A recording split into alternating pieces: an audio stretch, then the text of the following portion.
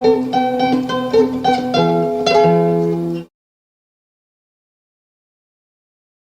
war es. Heimarbeit und Werken in der Weberei. Die Weberei oder die Maschine, wie man gesagt hat, war im Glarnerland eine wichtige Einrichtung. Fast in jedem Ort hatte es eine Maschine oder eine Druckerei gehabt und aus vielen Häusern ist Schetterdeckel werken. Darum hat die Maschine auch den Ablauf vom Tag angegeben. Am Morgen 20 vor 7 und am Abend 20 vor 1 hat das Zänge aus der Pfeife am Maschinenkämi laut rausgepfiffen. Da haben die in der Maschine gewerkt haben, gewusst, jetzt müssen wir uns auf den Weg machen. Man hat auch die Leute von allen Seiten gesehen, aus dem Mädchenheim eine ganze Schar. Unsere Mutter und auch andere Frauen haben, solange die Kinder klein waren, Heimarbeit gemacht. Sie haben Lavettli gesäumelt. 2 Seiten sind schon durchgelaufen am Stück.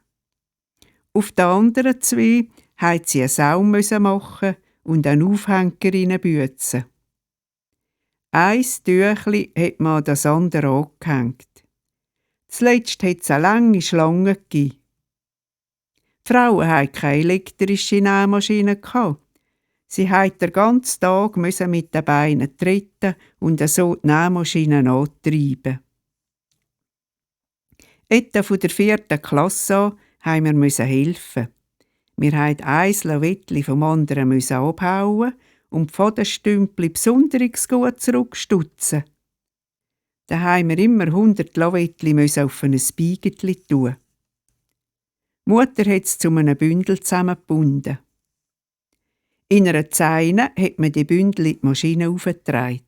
Auf der einen Seite hat die Mutter getragen und auf der anderen ich. Wenn die Zeine schwer war, hat man sie von Zeit zu Zeit abgestellt und die Seiten gewechselt. Die Konfektion war dort zuoberst oben im Weberei-Areal. Auf der Konfektion hatte es lauter Frauen, die gebüzt haben, und die Meisterin war eine Frau.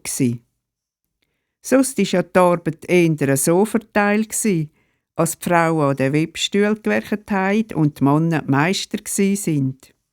Sie haben die Arbeiten gemacht, die entweder Aufsicht oder Kraft gebraucht haben. Die Meisterin auf der Konfektion, das Regi, hat die Bündel kontrolliert. 1 oder 2 durchgezählt und geschaut, ob die Fadenschwänzli gut abgehauen seien. Da war mir immer hebig, weil es auf mich gegangen wäre, wenn es nicht Hunderte gewesen wären oder die Fadenschwänzli vorgestanden wären. Später, als die älteste Schwester in die Säcke kam, ist die Mutter in die Maschine. Zuerst ist sie eine Konfektion. In der Maschine haben die Arbeiterinnen im Akkord gewerkt. Wer mitgewerkt hat, hat mich verdient.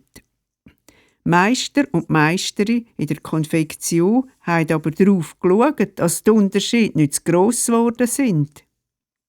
Die Mutter hat, weil sie lange daheim allein gewerkt hat, etwas Besonderes herausgefunden, wie sie einen Aufhänger geschwinder und erst noch sauberer reinbüzen kann.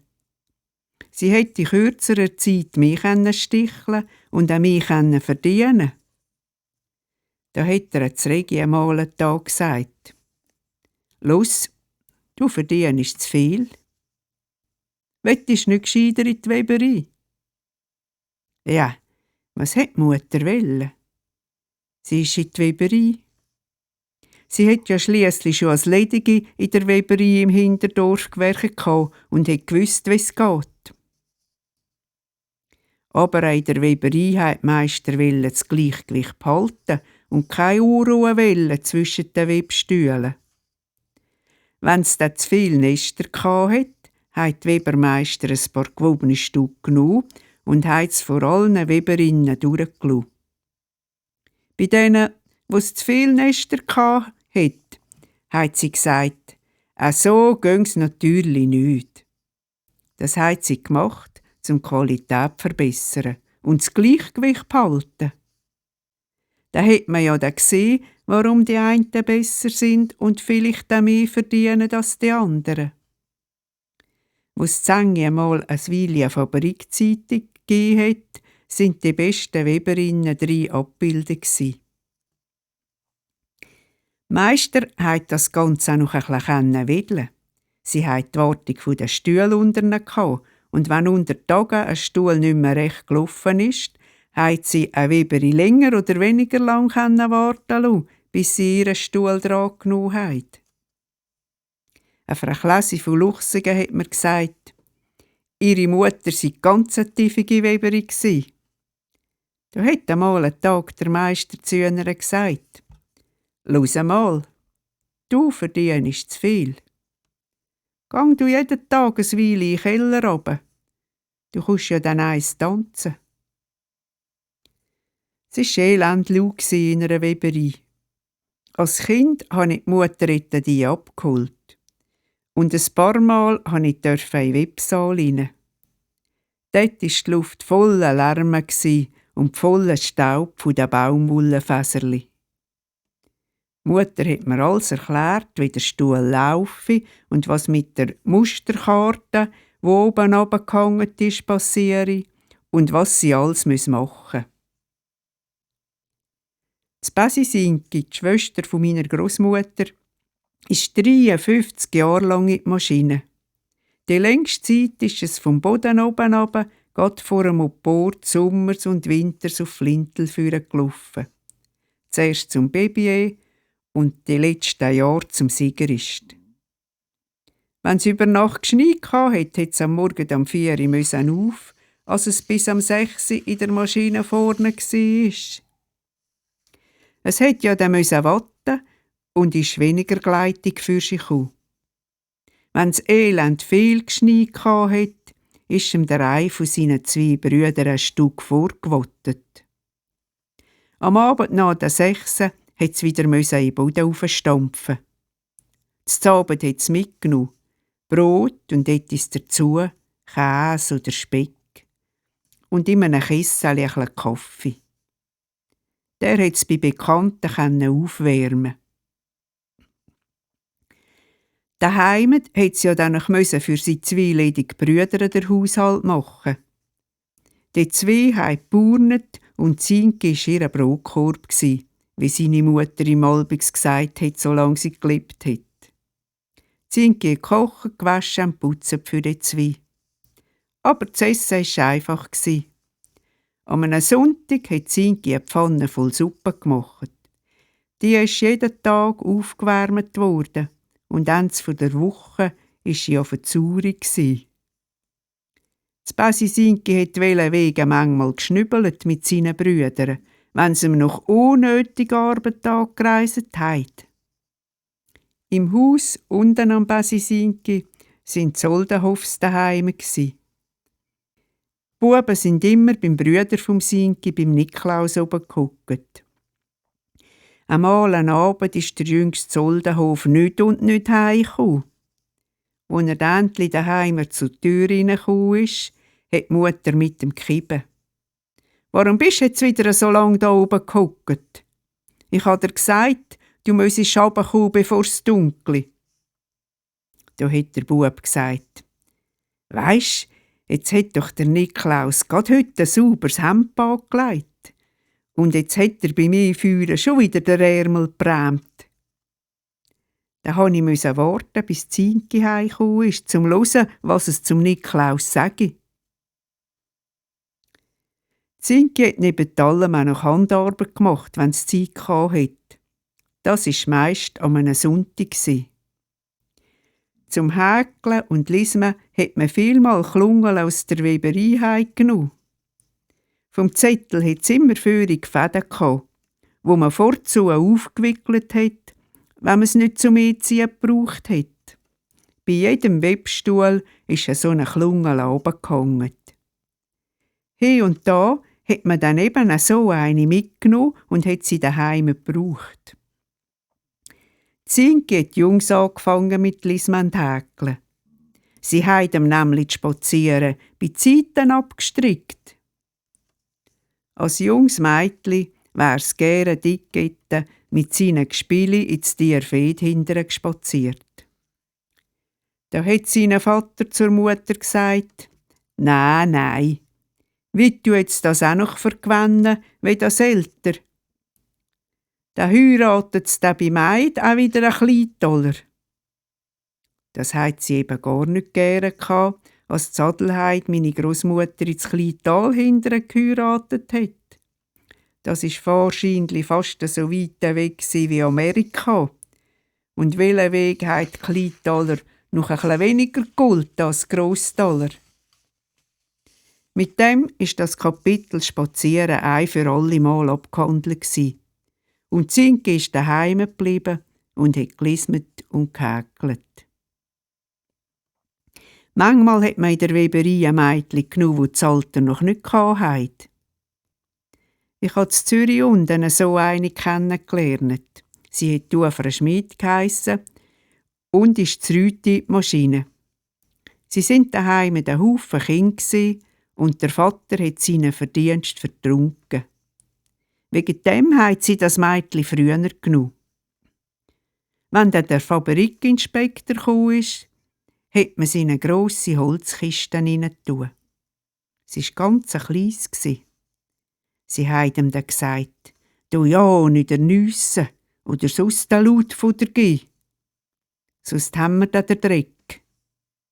Und die Frau Schmid ist in einer Angst in dieser Holzkiste hineingehockt und hat immer gedacht: «Wenn ich noch nicht ernüssen muss.» Das Grütsch Mari ist als jung in die Spinnerei gegangen. Sie sind daheim mit 9 Kindern und das Mari war das älteste. Da hat es halt, sobald es kennen müssen verdienen. Zuerst, als es gegangen ist die Spinnerei vom Morgen um 6 Uhr bis am Abend um 6:30 gegangen. Später ist die Arbeitszeit kürzer geworden. Und noch später war der Samstagnachmittag frei gewesen. Am Morgen, wenn die Marie an die Arbeit ist, hat die Mutter noch hinten reingerufen, was es da tun soll, wenn es heimkäme und sie hätte gerade im Goden sei. Am Samstag musste sie immer die Stube rausfegen. Es ist hätte die vorgekommen, als der Spälti, der Herr, in die Spinnerei gekommen ist. Da hat man sich kaum getraut zu schnaufen. Er sei aber nur im Mittelgang auf und runter gelaufen und gar nie zu den Spinnstühlen zugekommen. Wir können uns gar nicht mehr vorstellen, wie Herzleben für viele Leute war. So hat mir ein Mann erzählt, seiner Urgroßmutter sei um 1880 der Mann gestorben. Sie hatten ein ganzes Fuder Kinder. Die Ältesten waren schon aus der Schule. Die mussten in die Maschine. Aber sie hatten keine Schuhe. Dann mussten sie im Winter barfuss von Schwanden auf Hoseln laufen. Frau Klasi zu Luchsingen hat mir erzählt, ihre Großmutter habe wieder einmal ein Kind bekommen. Aber sie konnte nicht lange daheim bleiben. Schon nach ein paar Tagen musste sie wieder werken. Die grösseren Mädchen mussten das Kind in die Maschine bringen. Sie hat das Weidli gestillt und dann sind die Mädchen wieder heim mit dem Kleinen. Kränkli-Leute sind als Arbeiter gar nicht erwünscht. Der gematte Grossvater und seine rachitischen Brüder sind beide matt in die Spinnerei. Der rachitische Brüder musste an einem Taburettchen in die Spinnerei kriechen. Sie haben in der Spinnerei gesagt, sie nehmen den Kranken noch, wenn der Gesunde käme. Der Grossvater musste dann einfach für 1,5 werken. Aber so hat es gleich 2 Verdienste gegeben. Als der Grossvater gemerkt hat, als seine kranken Brüder einfach nicht mehr mag, hat er es daheim gesagt. Aber der Vater und die Mutter haben gemeint, sie sollen nur beide weiter werken. Werken hat noch niemandem geschaut. Da hat der Grossvater gekündigt. Als seine Brüder hätte daheim bleiben. An einem Warteweiler aus Rüti war der Vater herzkrank. Er konnte kaum ein paar Schritte laufen, ohne hinzustehen. Aber sie hat den Verdienst vom Vater unbedingt gebraucht. Da sind sie Arbeitskollegen eine Kuh holen und haben ihn 4-mal am Tag in die Maschine und wieder zurückgetragen. In der Maschine hat sie ihn bei seinen Webstühlen auf einen Stuhl gehockt. So ist es gegangen und er konnte für seine Familie das Brot verdienen. In Diesbach beim Legler hat eine Frau gewerkt, die kranke Füsse hatte. Sie hat sommers und winters grosse Mannenhochschuhe angehabt. Wenn sie im Winter gläsig und hell war, hat sie einfach in der Maschine auf einer Kiste übernachtet. Der Winter war überhaupt viel schwieriger, weil man weniger gute Schuhe und weniger warmes Gewand hatte. Die Frauen hatten anfangs vom 20. Jahrhundert meist noch keine Unterhosen gehabt. Sogar ich habe noch eine alte Frau zu Enge gekannt, die keine Jacke hatte. Sie hatte 3 Rüti neben uns und wenn sie brünzeln musste, hat sie einfach losgelassen. Im Winter hat es den Ort alle gezogen von unten rauf. Darum hat eine Frau von Schwendi, die in Steg zu Mittlödig werken ist, im Winter all 3 Jüppen angelegt, die sie hatte. Wenn es geschneit oder gar gefoggt hat sie die oberste Jüppe über den Kopf genommen und vorne hat sie all 3 mit der einen Hand zusammengehabt. So ist sie trocken geblieben und von unten rauf hat sie etwas wärmer gehabt. Die Männer, auch nach meinem Vater, haben, wenn es viel Schnee hatte und kalt war, Wadenbinden über die Hose aufgewickelt oder Überstrümpfe angelegt. Allmählich ist es besser geworden. Es hat leistungsfähig ihre Maschinen, mein Lohn, mein Gewand gegeben. Mit der Zeit ist ja gerade wegen der höheren Löhne die Textilindustrie zurückgegangen. Die Maschinen mussten zutun. Eine Frau von einer da hat einmal mit Lachen gesagt, wo der Hohlenstein eingegangen sei, habe man Druckermodell, wo jetzt ein paar 100 Franken kosten, am Ster verkauft. Sie haben den ganzen Winter mit Druckermodell eingeführt und so ja ein ganzes Vermögen in die Luft gelassen. Viele der Maschinenler haben geschaut, als sie neben dem Tagwerk noch etwas verdienen konnten. Dieser Gelegenheit hat es fast in jeder Gemeinde zeitweise gegeben. Zengi hat es im Guffeloben ein Ferienheim der Zürcher. Im Sommer sind die Kinder von Zürich in das Ferienheim gekommen. Am ersten Tag haben die Männer mit Meissen die Koffer der Kinder aufgetragen. Und danach jedem Abend das Essen und die Post. Beim Kiesling haben sie die Meissen vollgepackt und sind der Weg mehr als eine Stunde durch das Kehr raufgelaufen und wieder oben. Manche sind sogar 2-mal an einem Abend gegangen. So haben die Männer, wo man das Fess ins Talphütte gebaut hat, am Abend Zementsäcke aufgetragen. Jeder Sack war ein halber Zentner, 25 Kilo. Das ist gut gezahlt worden, pro Sack 5 Lieber. Und das war viel Geld. Darum sind an einem Abend die Männer aus der Therma oder der Mühle angestanden. Die ganz Starken haben 2 Säcke genommen und so weit, dass es gegangen ist, die Beete getragen. Dann haben sie den einen liegen lassen und nur den einen ganz aufgetragen und der zweite noch geholt und der auch noch aufgetragen. Die haben an einem Abend 10 Franken verdient. So hat man gewerkt vom Aufstehen, bis man wieder ins Bett ist. Auch die Kinder mussten mitwerken, sobald sie kennen. Der Sami Zopfi von Schwanden hat mir einmal erzählt, er hat von der 6. Klasse an jeden Samstag mit einem Dreispänner ins Kleintal Mehl bringen. Er musste zu allen Becken müssen, zum Beck Dies, zum Beck Heiri, Konsum, zu Christes und zum Motterbeck. Er hätte sich selber abladen. und vorhei hätte er vielmal noch ein Fuder Holz mitnehmen. Es hat ihm dann auch noch alle Leute etwas mitgeben für ins Kleintal. Oder er hätte da und dort noch Gutes ausrichten. Er hätte aber durch das ein gutes Gedächtnis bekommen. Bis 27 Sachen hätte er im Kopf behalten. Aber eben, manchmal ist er erst gegen die 12 in der Nacht wieder heimgekommen. Dann hätte er noch das Holz abladen und die Rosse füttern und tränken. Von ihm gar nicht zu reden. Einmal ist ihm ein 5-jähriges starkes Ross daneben raus und hat ihm einen Lederriemen verschränzt. Da hat ihm der Gutscher Schak im Städtli Zängi gesagt: «Gang doch zum Sattler.» Der Sattler hat ihn gefragt: «Hast du Geld?»